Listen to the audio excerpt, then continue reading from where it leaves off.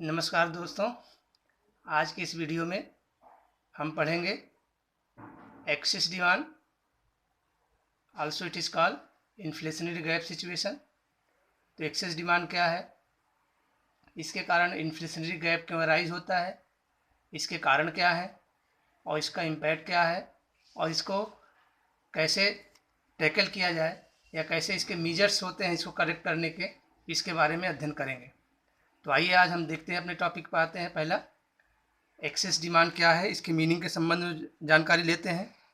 Access demand refers to the situation when aggregate demand is excess of aggregate supply corresponding to full employment situation. It means when excess demand is greater than excess demand is situation when aggregate demand is greater than aggregate supply corresponding to full employment. इसको हम diagram के जरिए explain करेंगे। क्या situation बताया गया है? When aggregate demand, you can see this line is a aggregate demand means C plus I. ये क्लोज्ड इकोनॉमी की सिचुएशन है। क्लोज्ड इकोनॉमी में C प्लस आई होता है, household sector, producer sector. This is the line of aggregate demand, that is desired level of aggregate demand in an economy. This 45 degree line is income line, and this situation where aggregate demand, this is AS, aggregate at point E, aggregate demand and aggregate supply is equal. This situation called as the full employment situation at the level of output OM. OM level out per point E determined as the full employment situation. अब आपको पढ़ना है कि ये access demand situation कैसे है।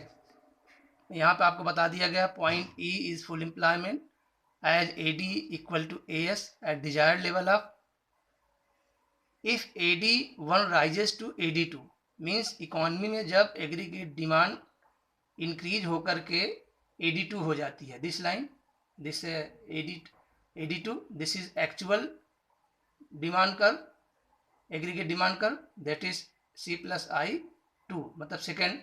ये this one जा desire level of aggregate demand, this is the actual aggregate demand corresponding to full employment situation.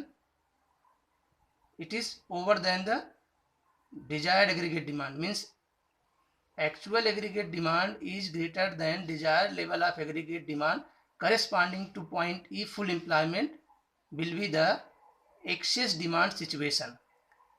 Point E to F, this one FE point is the excess demand, या आप इसको inflationary gap भी कह सकते हैं। Economy में कितना inflation है, डिमांड कितनी ज़्यादा है, इसको पहचानने के लिए आप क्या करेंगे, जो एक्चुअल एग्रीगेट डिमांड है उसमें जो डिजायर्ड एग्रीगेट डिमांड है उसके बीच का डिफरेंस लेना है। मीन्स ये जो पॉइंट है FM minus ME equal to EF is a inflationary gap या एक्सेस डिमांड सिचुएशन। तो अब तक हमने देख लिया कि how you have calculated inflationary gap या एक्सेस डिमांड सिचुएशन क्या है। Means the difference between actual demand and desired demand, this is called excess demand. This is also known as inflationary gap. जितना एक्सेस डिमांड मार्केट में ज़्यादा होगा, means purchasing power जितना लोगों के पास ज़्यादा होगी corresponding to its supply, aggregate supply, that is called inflationary gap या एक्सेस डिमांड। तो EF is the inflationary gap situation corresponding to full employment. You can see E1 point is over full employment situation of resource. E1 point where actual AD2 equal to aggregate supply, this is the equilibrium situation of employment, but it is over full employment of resources situation, means corresponding to full employment, this E1 point is a over full employment situation equal to MM1। ये जो इतना दिख रहा है आपको MM1 के बराबर, ये over full employment situation है corresponding to full employment resource। अब हम आगे देखेंगे। आपने देख लिया कैसे इन्फ्लेशनरी गैप आपको निकाला गया, इसमें से इन्फ्लेशन सिचुएशन क्या है या एक्सेस डिमांड क्या है। अब हम इसके कारण के बारे में चर्चा करेंगे। What are the reason behind inflationary gap या एक्सेस डिमांड।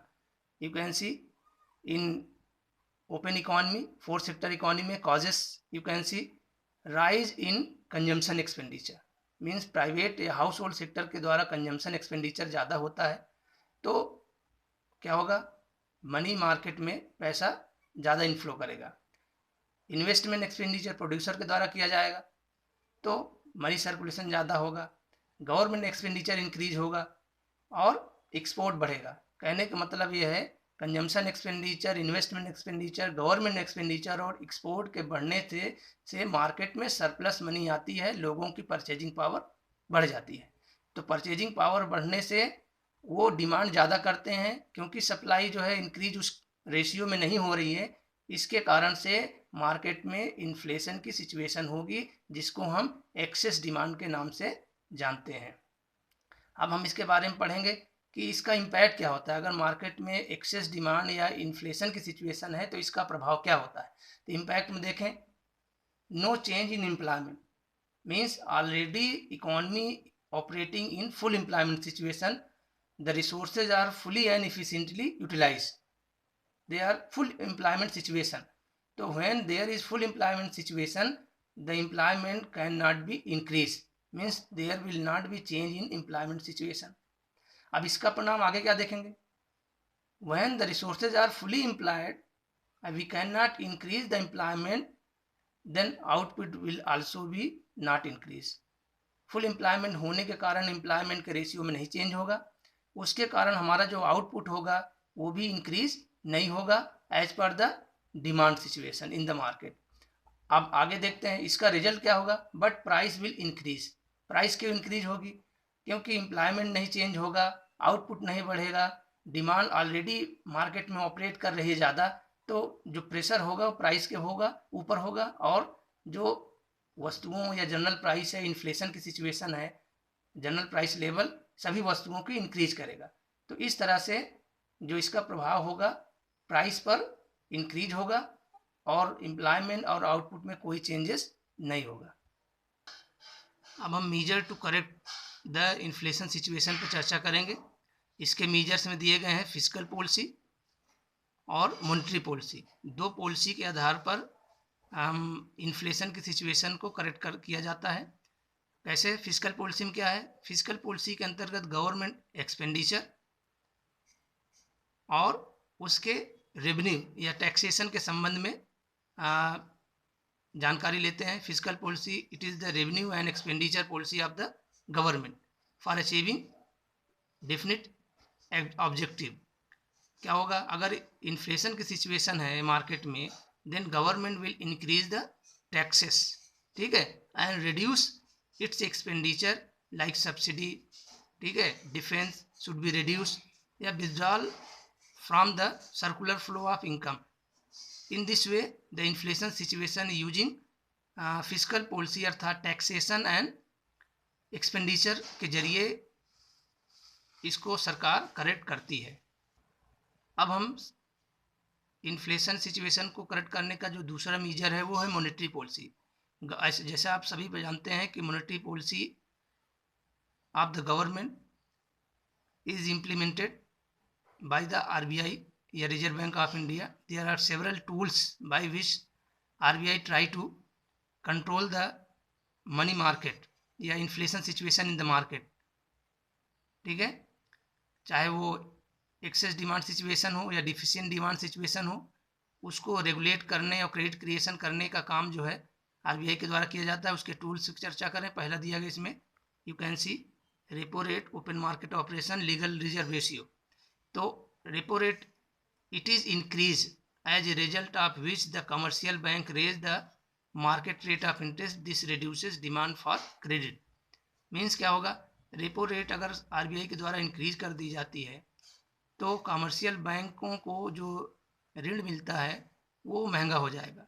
जब वो महंगा हो जाएगा उनके पास, तब वो जनता को भी महंगे में ऋण ऑफर करेंगे, जिसके कारण उसमें फर्दर क्रेडिट क्रिएशन नहीं होगा।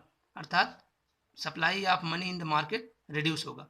Open market operation, selling of government securities, इसमें central bank start selling of government securities. अगर इन्फ्लेशन है तो इसको सेल करने के लगी जाएगी, अगर सेल करेगी तो लोग इसको खरीदेंगे और उनके पास से जो परचेजिंग पावर होगी वो वापस आरबीआई के पास में रिटर्न चली जाएगी, जिससे इन्फ्लेशन सिचुएशन करेक्ट होगी। दूसरा पॉइंट इसमें दिया गया है legal reserve requirement, CRR SLR, इसके बारे में आपने पहले पढ़ लिया है।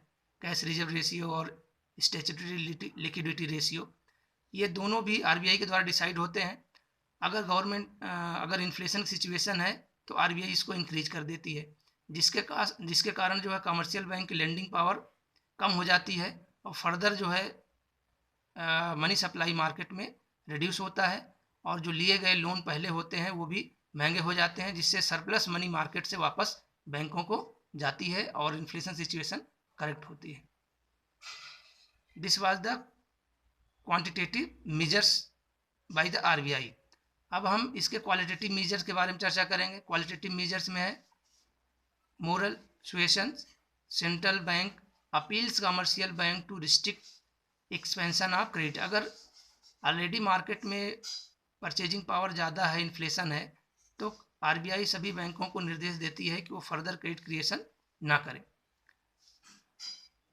और सभी कमर्शियल बैंक को आरबीआई की बातों को मानना पड़ता है। Then second point is margin requirement. It is the difference between the amount of loan granted and the value of securities offered. It is increased to discourage borrowing. मतलब जब margin requirement increase कर दी जाती है तो commercial bank को ज़्यादा credit करने के लिए पैसे कम पड़ जाते हैं, उनकी जो लेंडिंग कैपेसिटी होती है कम होती है, जिसकी वजह से फर्दर क्रेडिट क्रिएशन नहीं होता है। Then direct action, the central bank may take direct action like refusal of loans against the banks in case of don't follow the directive। मतलब जो आरबीआई के निर्देश होते हैं, अगर कोई कमर्शियल बैंक उनको फॉलोअप नहीं करता है तो आरबीआई उनके खिलाफ जो है डायरेक्ट एक्शन लेती है और उनके द्वारा दिए गए या दिए जाने वाले लोन को वो निरस्त कर सकती है और उनके खिलाफ सख्त कार्रवाई कर सकती है। तो आज के इस वीडियो में आप रिकॉल करें, आपने पढ़ा है इन्फ्लेशनरी गैप या इन्फ्लेशन क्या है, इसके कॉन्सेप्ट, इसके कॉजेस, एक्सप्लेन इसके इम्पैक्ट और measure to correct the inflationary gap और excess demand situation, both are same. Hope you are able to get the points. Thank you. We can summarize the slides here. Concept: what is AD is more than aggregate supply corresponding to full employment, that is excess demand situation, and the difference between actual demand, aggregate demand, and desired aggregate demand is the excess demand या inflationary gap situation corresponding to full employment. Causes you can see increase in consumption expenditure and export by the private sector, government, investment expenditure, etc. Explanation already done. You can see it.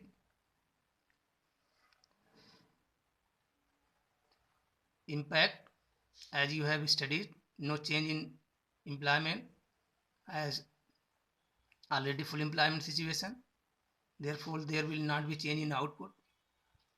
It means ultimate the demand will be high, resulting increase in price.